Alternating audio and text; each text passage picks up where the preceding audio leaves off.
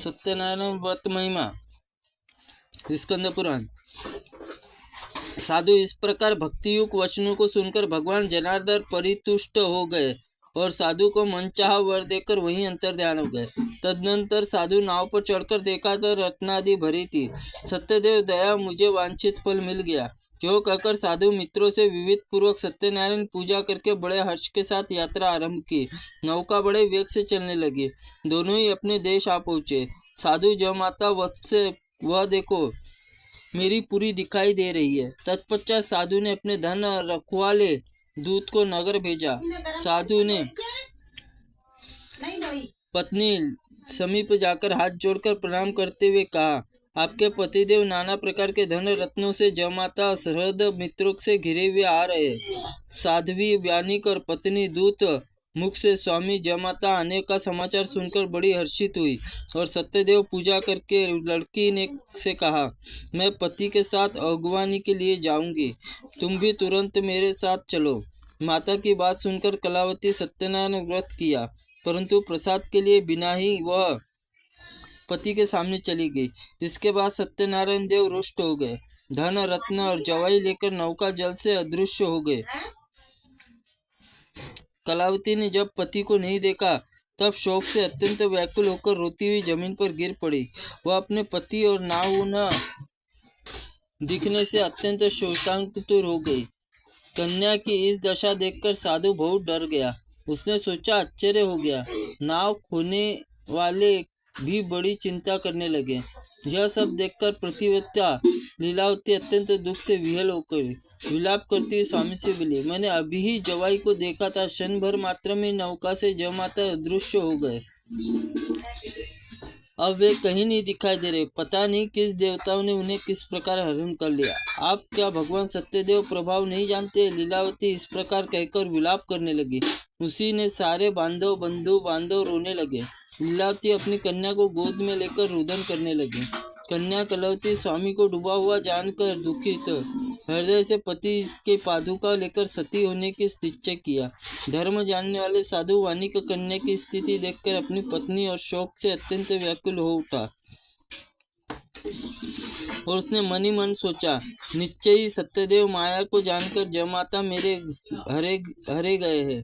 मैं वैभव के अनुसार भगवान सत्यनारायण की पूजा करूंगा। साधु ने यह सब लोग बुलाकर यह बात कही और मनोरथ व्यक्त करते हुए पृथ्वी पर दंड की भांति पकड़कर बार बार सत्यदेव प्रणाम करने लगा।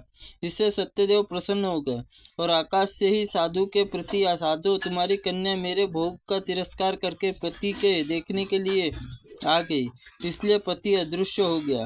अब वह घर जाए, प्रसाद लेकर लौट आए, अवश्य ही स्वामी सुख प्राप्त होगा, इसमें कोई संदेह नहीं। वानिक, नंदिनी, कलावती, गगनमंडल यह प्राणदान करने वाली वाणी सुनी और सुनकर तुरंत ही वह घर चली आई।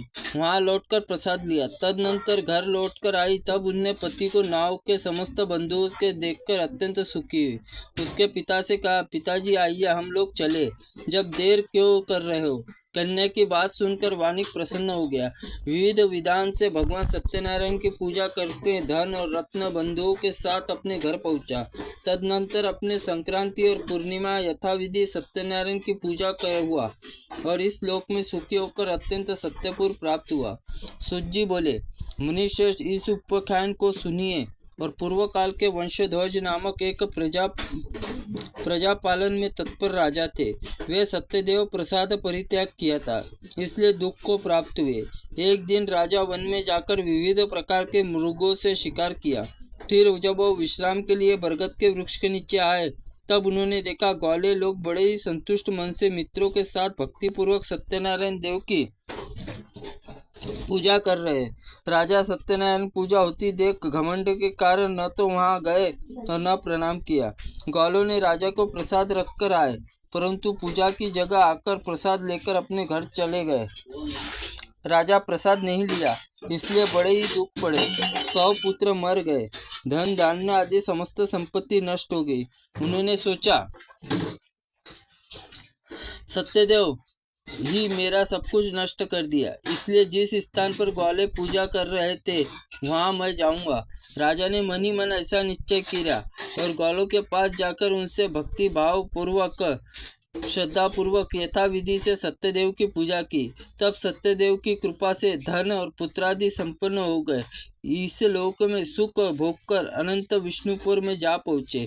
जो मनुष्य इस दुर्लभ सत्यनारायण व्रत का आचरण करता है और भक्ति मुक्तिदायिनी इस पवित्र कथा का श्रवण करता है, वह भगवान सत्यदेव के प्रसाद धन धन्यदि समृद्धि प्राप्त होता है।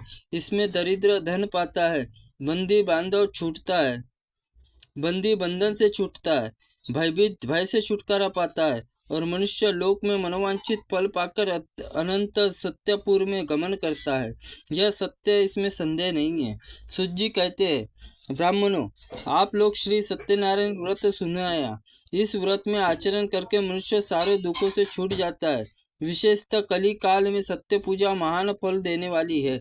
इसमें देव कोई सत्यनारायण कहते हैं, कोई कोई सत्यदेव कहते हैं। ये नाना प्रकार के धारण करके सभी मनोरथ पूर्ण प्रदान करने वाले हैं। ये सनातन सत्यदेव कलयुग में सत्यव्रत के रूप में अवतरित होंगे। श्रेष्ठ मुनि, जो मनुष्य नित्य इस पाठ का श्रवण और पठन करता है, वह सत्यदेव प्रसाद उसके सारे पाप नष्ट हो जाते हैं। त्रुटिपूर्ण वाक्य के लिए भगवंत आप हमें क्षमा करें। ओम नमः शिवाय नमः। ओम स्कंद पुराणाय नमः। ओम सत्यनारायण नमः।